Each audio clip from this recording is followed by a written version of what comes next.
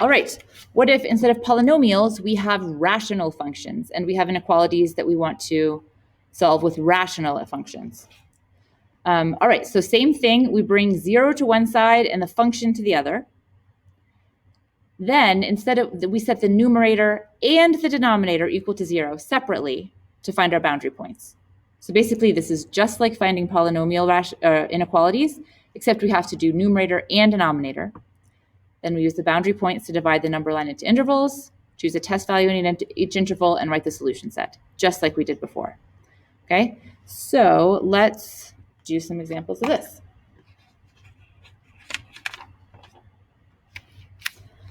What if we have the rational inequality 3x plus 3 over 2x plus 4 is greater than 0? Okay.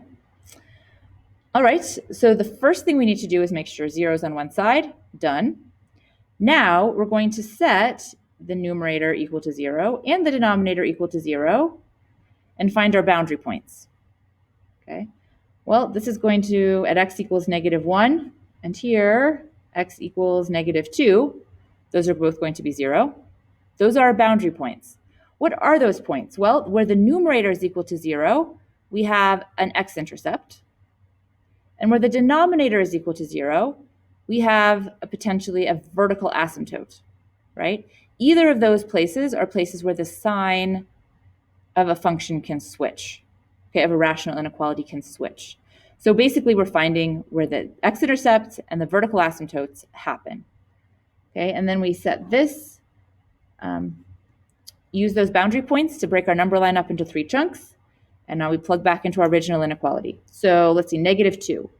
3 times -2 plus 3 over 2 times -2 plus 4. Oh, wait, I did this wrong. It's -1 and -2. Let's fix this. All right, so ignore that.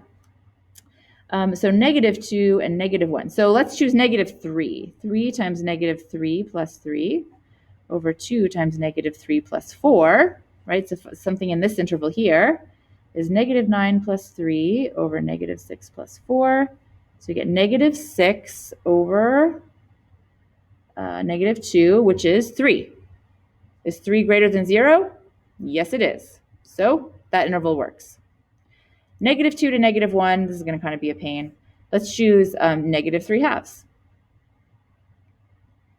3 times -3/2 plus 3 over 2 times -3/2 plus 3.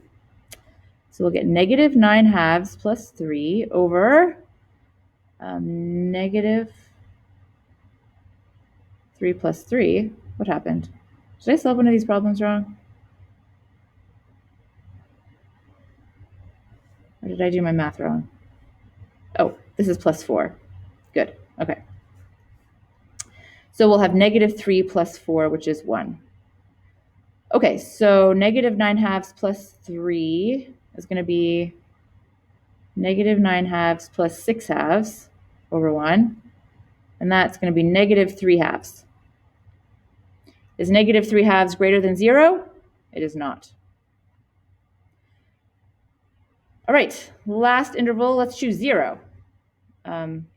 So we'll have 3 over 4. Is that greater than 0? It is. So that interval works. So our final answer will be -∞ to -2 and -1 to infinity. Yeah?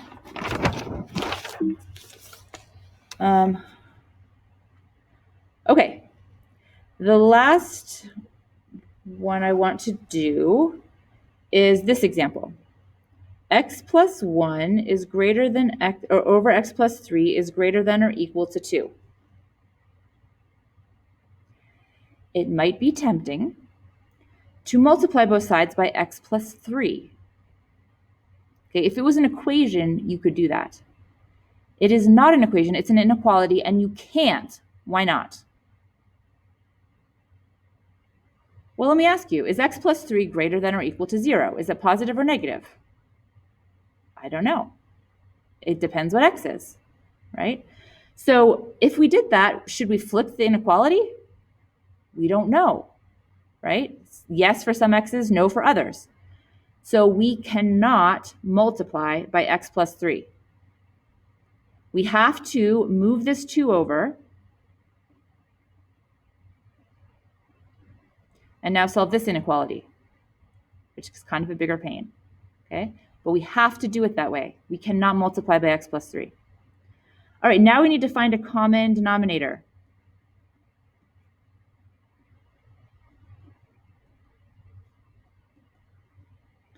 Okay, so let's combine this together.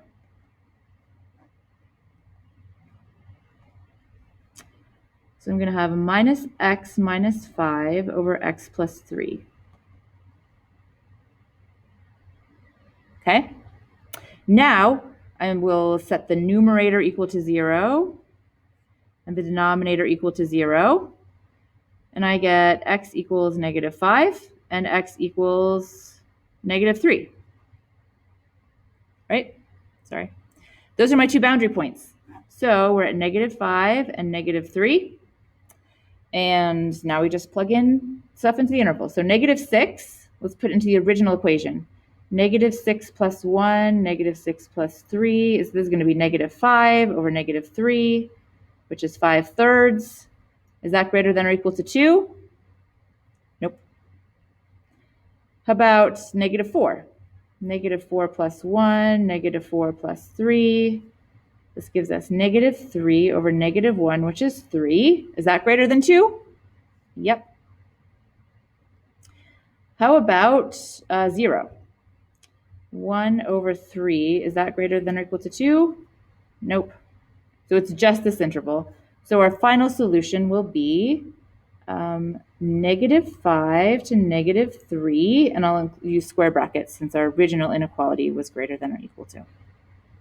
All right, so that's rational inequalities.